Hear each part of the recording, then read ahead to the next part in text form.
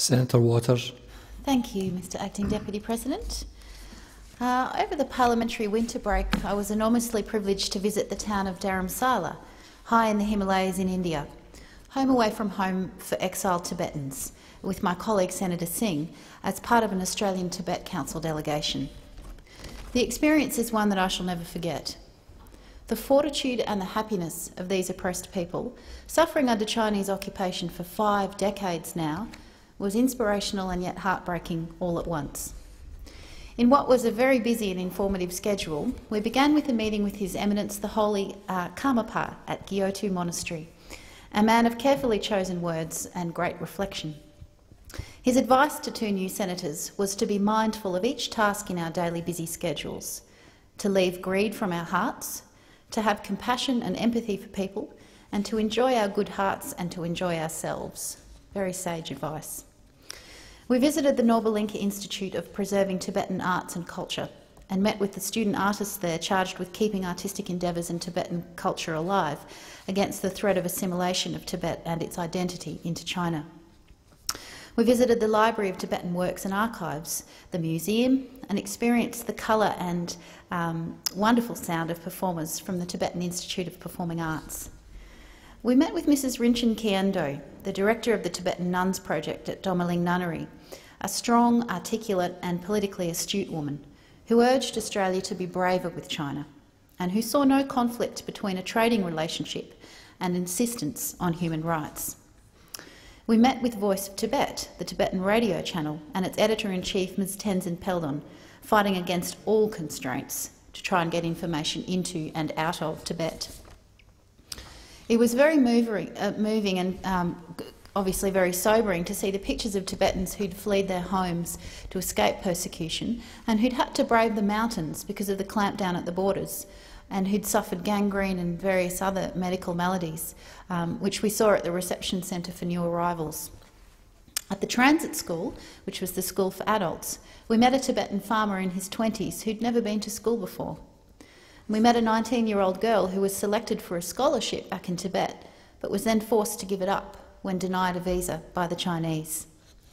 By this stage, desperately missing my 3-year-old daughter, it was delightful to visit the Tibetan Children's Village, or the TCV, which was the school for younger kids, many of them orphans, who spend their school days, nights and holidays living at the village, under the care of dedicated teachers and carers and the gentle and loving tutelage of the president of the school, the delightful Mr Yeshi.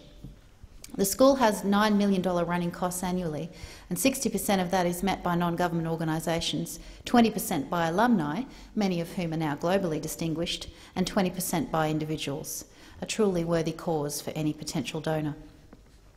We were privileged to meet with the Tibetan Parliament in exile, including the Parliamentary Secretariat and the non-elected cabinet members, including the impressive Minister for Department of Information and International Relations, although sadly Prime Minister Lobsang Sangay was unavoidably absent, as was His Holiness the Dalai Lama. But perhaps the most informative and inspirational part of the visit was meeting with the representatives of Tibetan NGOs, fighting against all odds, against resource constraints and against obvious communication restrictions to bring the plight of their people to the attention of the world. The Tibetan Youth Congress,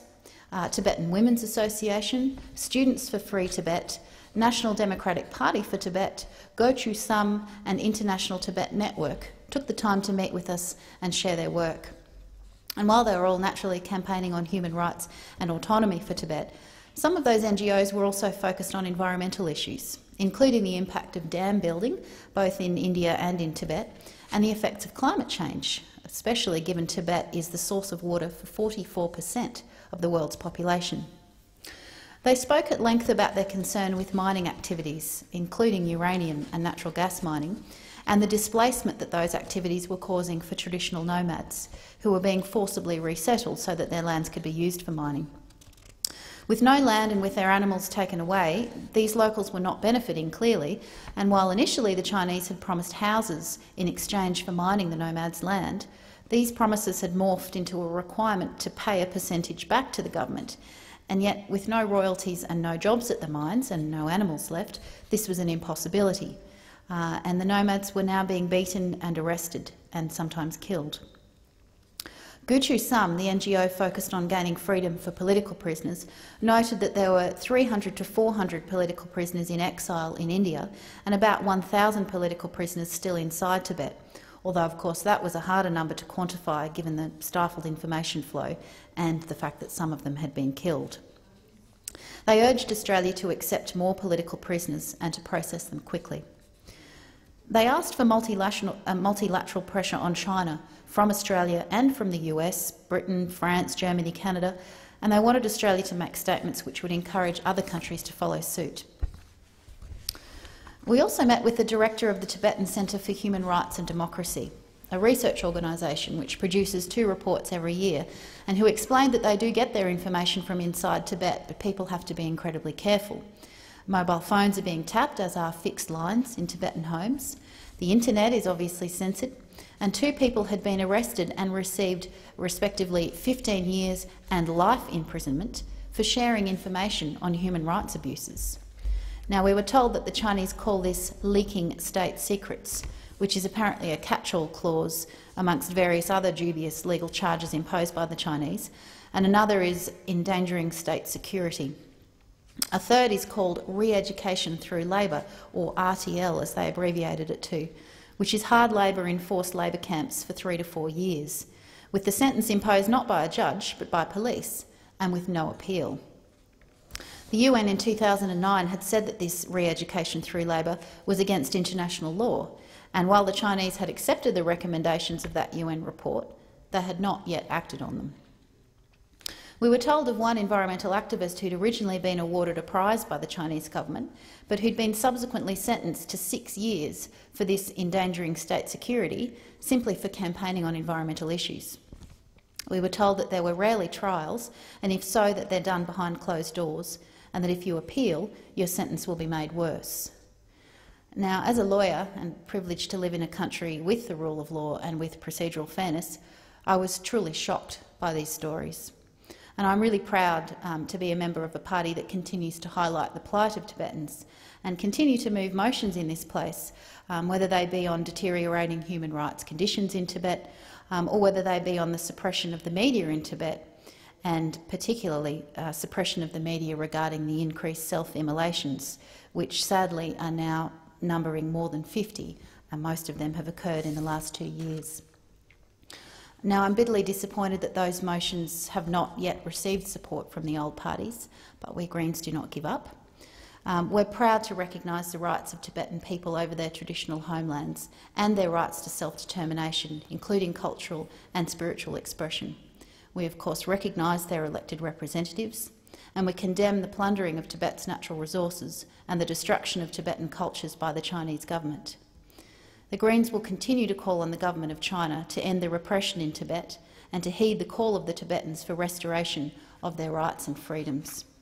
And obviously, as a Queensland senator, I've taken the opportunity to meet on several occasions now with the Tibetan community in Queensland, wonderful, gentle folk. And it was my pleasure to speak several weekends ago at the Flame of Truth rally, which was a worldwide torch rally instigated by the Central Tibetan Administration, the Tibetan Parliament in exile, with the primary purpose of the rally to urge the United Nations to actually urgently take some action on the critical situation inside Tibet. And a petition which I would urge any listeners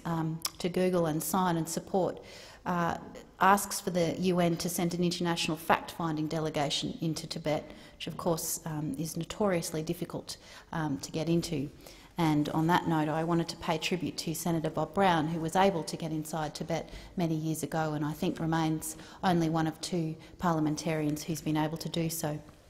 So it was my absolute pleasure to visit Dharamsala, and I wanted to thank the Australia Tibet Council for these parliamentary delegations that are open to all members and senators each year, and obviously many senators and members from both sides, all sides of politics, have attended in previous years. And I wanted to assure the Council of the Greens' continued support and the fact that we will stand with them in their fight for freedom for their people and their culture. Thank you. Thank you. The Senate stands